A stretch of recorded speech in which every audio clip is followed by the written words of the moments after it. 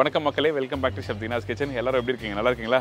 இன்றைக்கி ஒரு சூப்பரான காம்போவில் ஒரு ரெசிபி பார்க்க போகிறோம். அது என்ன கேட்டிங்கன்னா, பருப்பும் ஜவ்வரிசியும் வச்சு பாயாசம் எப்படி பண்ணுறது பார்க்க போகிறோம். இதோட இந்த பருப்பு அடை, என்னடா பருப்பு அடைக்கும் இந்த பாயாசத்துக்கு என்ன சம்மந்தம் கேட்குறீங்களா? கண்டிப்பாக நல்லாயிருக்கும். இந்த மாதிரி பருப்பு அடையோட கொஞ்சம் பாயாசம் தொட்டு சாப்பிட்டு பாருங்கள், ரொம்ப பிரமாதமாக இருக்கும். நார்மலாக என்ன பண்ணுவீங்க, பருப்பு பாயாசோட அப்பளம் தொட்டு சாப்பிட்டு பார்த்துருப்பீங்க, அப்படிலாம் வடை தொட்டு சாப்பிட்ருப்பீங்க. ஆனால் நான் ரீசெண்டாக எனக்கு கிடைச்ச எக்ஸ்பீரியன்ஸை நான் கூட ஷேர் பண்ணியிருக்கேன். எல்லாருக்கும் ரொம்ப பிடிக்கும் நினைக்கிறேன்.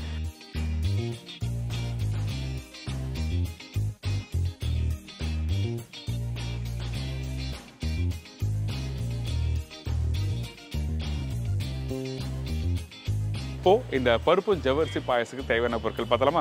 பாசிப்பருப்பு 1/2 கப்பு, ஜவ்வரிசி 3/4 கப்பு, வெல்லம் 1/2 கப்பு, தேங்காய் 1/2 மூடி, ஏலக்காய் தூள் 1/2 டீஸ்பூன், முந்திரி பருப்பு 15 20 நம்பர், காய்ந்த திராட்சை 15 20 நம்பர், நெய் 3 டேபிள் ஸ்பூன். இதாங்க இந்த ரெசிபிக்கு தேவையான பொருட்கள். ஜவ்வரிசி பருப்பு பாயசம் ரெடி பண்ணுறதுக்கு நம்ம என்ன பண்ணுறோம், ஃபஸ்ட்டு இந்த பாசி பருப்பு வறுக்க போகிறோம். அதனால இந்த கடாயில் 1 டேபிள் ஸ்பூன் நெய் போட்டிருக்கேன். போட்ட பிறகு டேரெக்டாக இந்த பாசி பருப்பு இதில் போட்டு வறுக்க ஆரம்பிக்கிறோம். வறுக்கிற பக்கம் என்ன கேட்டிங்கன்னா, கோல்டன் ப்ரௌன் கொஞ்சம் கலர் மாற அளவுக்கு நீங்கள் வறுத்துருக்கணும். அதே டைமில் லோ ஃப்ளேம் வச்சு வறுத்துருக்கணும், ஹை ஃப்ளேம் வச்சு வறுக்கக்கூடாது. எதுக்காக இந்த பாசி பருப்பை இந்த மாதிரி வறுக்கிறேன்னு கேட்டிங்கன்னா, நல்ல வாசனை கொடுக்கும். அதே டைமில் இந்த பருப்பு வெந்த பிறகு முழுசாக தெரியும். அந்த 2 காரணத்துக்காக நம்ம என்ன பண்ணுறோம், இந்த மாதிரி வறுத்து யூஸ் பண்ணுறோம்.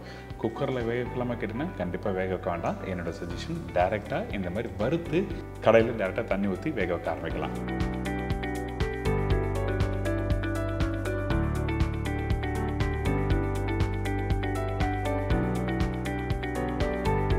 இப்போ பார்த்தீங்கன்னா இந்த பருப்பு கொஞ்சம் கலர் மாறி இருக்குல்ல, இந்த மாதிரி வந்த பிறகு நம்ம என்ன பண்ணுறோம், தேவையான அளவுக்கு தண்ணி ஊற்றி நல்லா வேக வச்சுருங்க.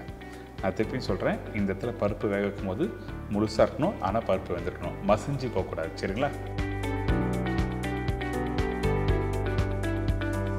இப்போது இந்த பருப்பில் தண்ணி ஊற்றின பிறகு நல்லா கொதிச்சு வருது. அதே டைமில் இந்த பருப்பும் ரெடி ஆகுது.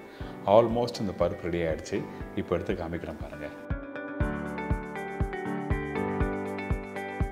இந்த பருப்பு நல்லா வெந்திருக்கு, முழுசாக இருக்குது. இந்த மாதிரி தான் இருக்கணும்.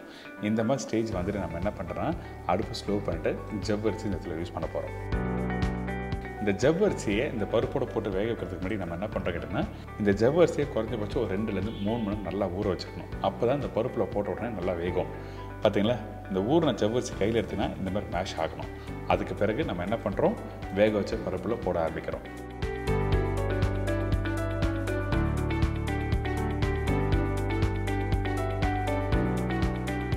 இந்த ஜவ்வரிசி இந்த பருப்பில் போட்ட உடனே சீக்கிரமாக வந்துடும். அதிகபட்சம் பார்த்திங்கன்னா 4 நிமிஷம் டைம் எடுக்கும். அதுக்கு பிறகு நம்ம என்ன பண்ணுறோம் கேட்டிங்கன்னா, இந்த மாதிரி நல்லா மிக்ஸ் பண்ணுங்க. எதுக்காக இந்த மாதிரி ஜவ்வரிசியும் பருப்பும் சேர்த்து மிக்ஸ் பண்ணி பண்ணுறோம் கேட்டால், நார்மலாக நீங்கள் வீட்டில் பருப்பு பாயாசம் பண்ணியிருப்பீங்க, அப்படின்னா பால் ஜவ்வரிசி பாயாசம் பண்ணியிருப்பீங்க. ஒரு சின்ன சேஞ்சஸ்க்காக இந்த மாதிரி பண்ணால் நல்லாயிருக்குன்னு சொல்லிட்டு தான் இன்றைக்கி இந்த ரெசிபி உங்களுக்கு கொடுத்துருக்கேன். ட்ரை பண்ணி பாருங்கள். இப்போ இந்த ஜவ்வரிசியும் நல்லா வெந்திருக்கு இந்த பருப்போட.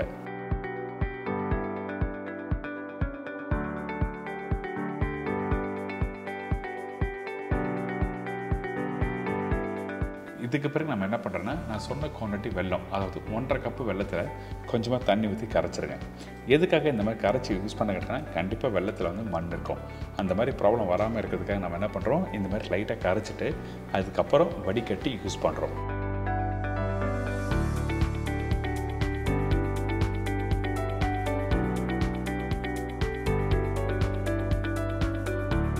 இந்த மாதிரி வடிகட்டி எடுத்துக்கங்க. இந்த இடத்துல இந்த மாதிரி வெல்லம் யூஸ் பண்ணுறதுக்குள்ள கருப்பட்டி யூஸ் பண்ணலாமா கேட்டால், கண்டிப்பாக யூஸ் பண்ணலாம்.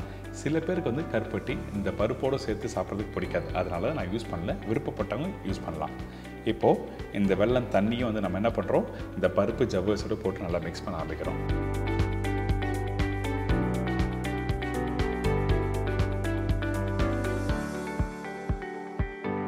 இந்த மாதிரி ஒன்றோட ஒன்று எல்லாத்தையும் நல்லா மிக்ஸ் பண்ணுங்கள்.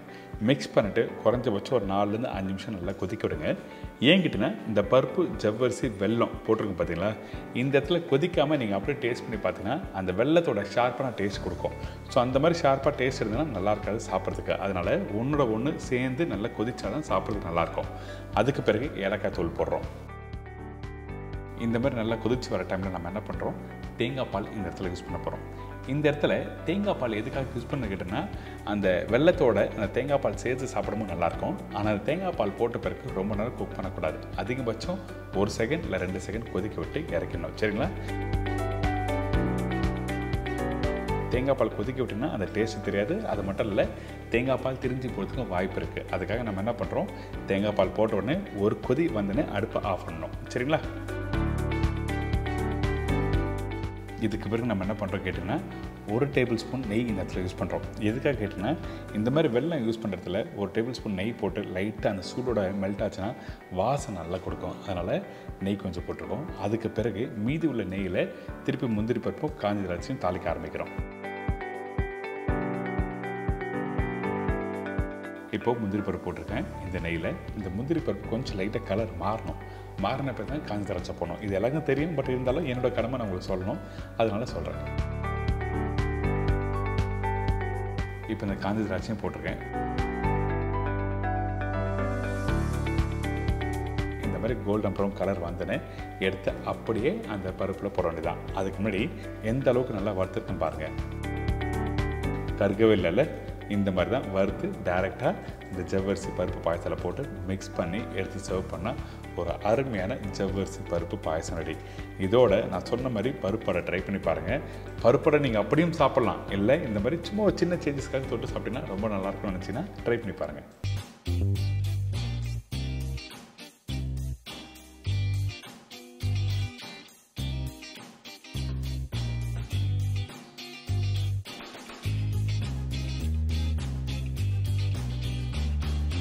இப்போ இந்த பருப்பு அடைக்கு தேவையான பொருட்கள் பார்த்தலாமா? பருப்பு அடைக்கு தேவையான பொருட்கள்: கடலைப்பருப்பு 250 கிராம், தேங்காய் 4 பத்தை, காய்ந்த மிளகாய் 10லேருந்து 12 நம்பர், வெங்காயம் 2 நம்பர், இஞ்சி 3 துண்டு, பச்சை மிளகாய் 3லேருந்து 4 நம்பர், இடிச்ச பூண்டு 10 பல்லு, மஞ்சத்தூள் 1/4 டீஸ்பூன், பெருங்காயம் 1/2 டீஸ்பூன், சோம்பு 1/2 டீஸ்பூன், கருவேப்பிலை தேவையான அளவு, கொத்தமல்லி தேவையான அளவு, உப்பு தேவையான அளவு, எண்ணெய் சமைக்கிறதுக்கு தேவையான அளவு. இதாங்க இந்த பருப்பு அடைக்கு தேவையான பொருட்கள். இந்த பருப்பு அடைக்கு பண்ணுறதுக்கு கடலை பருப்பு நல்லா ஊற வச்சுருக்கணும். அதாவது குறைஞ்சபட்சம் நீங்கள் ஒரு 3லேருந்து 4 மணி நேரம் ஊற வைக்கணும். அதே டைமில் இதில் சோம்பு காஞ்ச மிளகாய் போட்டு ஊற வச்சுருக்கோம். எதுக்காக சோம்பு காஞ்ச மிளகாய் போட்டு ஊற வச்சுருக்க கேட்டினா காரணம் இருக்குது. நீங்கள் அப்போ தான் அரைக்கிறதுக்கு ஈஸியாக இருக்கும். அந்த காஞ்ச மிளகாய் நல்லா அரைஞ்சு வரும். அதனால தான் எப்பவுமே ஊற வைக்கும் போது இந்த மாதிரி ஊற வச்சு வடிகட்டி எடுத்து வச்சுருங்க. அடுத்து நம்ம என்ன பண்ணுறோன்னா, தேங்காய் நல்லா பொடிசாக நம்ம அரைச்சிட போகிறோம்.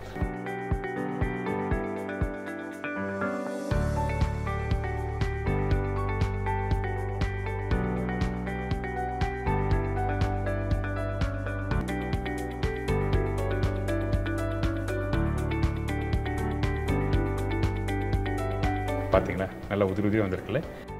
இப்போ ரெடியானதை இது அப்படியே இன்னொரு பவுலில் மாற்றி வச்சுருவோம். இதுக்கப்புறம் நம்ம என்ன பண்ணுறோம், ஏற்கனவே ஊற வச்ச அந்த கடலைப்பருப்பு இருக்குது பார்த்தீங்களா, அந்த கடலைப்பருப்பு, சோம்பு, காஞ்ச மிளகாய், கொஞ்சமாக தண்ணி ஊற்றிருக்கேன். இதெல்லாம் போட்ட பிறகு நல்லா திக்காக அரைச்சிருங்க. தண்ணியாக இருக்கக்கூடாது. தண்ணியாக இருந்தால் என்ன ஆகும் கேட்டிங்கன்னா, கண்டிப்பாக இந்த அடை சரியாக வராது. அதனால் கெட்டியான பக்குவத்தில் அரைச்சிருக்கணும். அதாவது வடைக்கு நீங்கள் ரொம்ப கெட்டியாக அரைச்சிருப்பீங்க, அதுக்கு அடுத்த பக்குவத்தில் நீங்கள் அரைக்கிறது தான் இந்த அடை.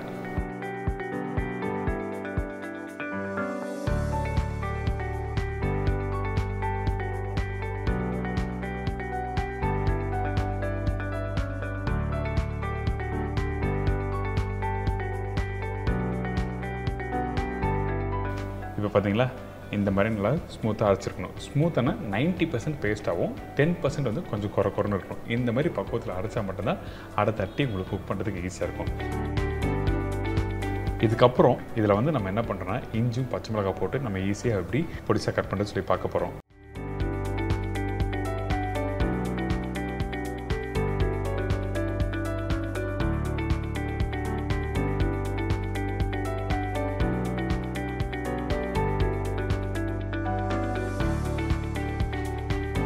இப்போ பாருங்கள், இந்த வெங்காயத்தை எப்படி ஈஸியாக கட் பண்ணுறது பார்க்கலாம்.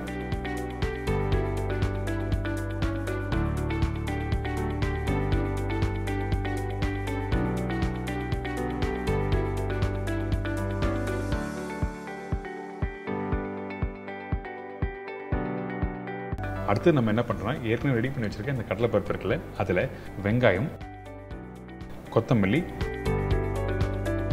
அதுக்கப்புறம் இஞ்சி, பச்சை மிளகாய், பொடிசை திருவி வச்சுருக்க இந்த தேங்காய், உப்பு தேவையான அளவுக்கு, கொஞ்சம் மஞ்சத்தூள், பெருங்காயம், பெருங்காயம் எதுக்காக இந்த இடத்துல யூஸ் பண்ணிக்கிட்டேன்னா, நார்மலாக வந்து இந்த பருப்பு யூஸ் பண்ணி பண்ணுற ப்ரிப்பரேஷனுக்கு நிறைய பேருக்கு வாயு ப்ராப்ளம் இருக்கும்.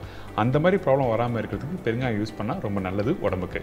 இதுக்கப்புறம் இடித்து வச்சுருக்க பூண்டு, கொஞ்சம் சோம்பு, பச்சை கருவேப்பிலை இதெல்லாம் போட்ட பிறகு நல்லா மிக்ஸ் பண்ணுங்கள். இந்த மாதிரி மிக்ஸ் பண்ணி எடுக்கும்போது நீங்கள் நார்மலாக வீட்டில் வடை பண்ணுற மாதிரி இருக்கும். ஆனால் வடை வந்து திக்காக பண்ணுற மாதிரி இருக்கும். இந்த பேட்டரை பொறுத்த வரைக்கும் கொஞ்சம் லூஸாக இருக்கணும், அதே டைமில் ரொம்ப கெட்டியாகவும் இருக்கக்கூடாது.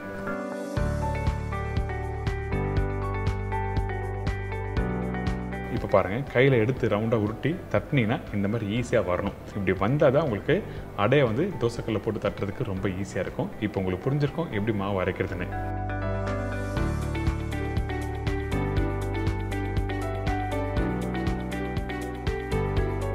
இதுக்கப்புறம் தோசைக்கல் சூடாக இருக்கணும். அதில் தேவையான அளவுக்கு எண்ணெய் ஊற்றி கல்லை சீசன் பண்ணுங்கள். அதுக்கப்புறம் நம்ம ரெடி பண்ணி வச்சுருக்க இந்த அடமாவு, இந்த அடமாவு நல்லா ரவுண்டாக எடுத்து இந்த மாதிரி தோசைக்கல்லை வச்சு நல்லா தட்ட ஆரம்பிங்க. தட்டும் போது ஒட்டுச்சுன்னா அந்த டைமில் நம்மளோட விரலை வந்து தண்ணியில் தொட்டு அதுக்கப்புறம் தட்டினீங்கன்னா உங்களுக்கு ஒட்டாது. இந்த மாதிரி ஷேப்பில் மெலிசாக தட்டிருக்கணும். சைடெல்லாம் இந்த மாதிரி கரண்டி வச்சு ஈவனாக வந்து உங்களுக்கு ஷேப் வேணும்னா இப்படி பண்ணிக்கலாம். இப்போது இந்த அடை வேகிறதுக்கு குறைஞ்சபட்சம் ஒரு 2 நிமிஷம் டைம் எடுக்கும். அதனால் மீடியமான ஃப்ளேம் வச்சு குக் பண்ண ஆரம்பிங்க. அதே டைமில் தேவையான அளவுக்கு நீங்கள் எண்ணெய் அப்படி இல்லைனா பட்டர், கீ யூஸ் பண்ணிக்கலாம். இப்போ உங்களுக்கு தெரிஞ்சிருக்கும் எப்படி அடை எப்படி குக் பண்ணுறதுன்னு. இந்த மெத்தடில் நீங்கள் வீட்டில் குக் பண்ணும்போது என்ன ஆகும் கேட்டிங்கன்னா, அந்த மேல் பகுதி நல்லா கிறிஸ்பியாக வரும், உள்ளே பார்த்தீங்கன்னா சாஃப்டாக இருக்கும்.